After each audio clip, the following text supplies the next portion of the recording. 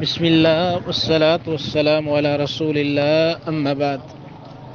یہ سوال پوچھا گیا ہے کہ عشاء کی فرض نماز سے پہلے کی جو 4 سنتیں ہیں ان کی دلیل حدیث کے اندر موجود ہے کہ نہیں، اور احناف کے نزدیک کیا یہ سنت ہے۔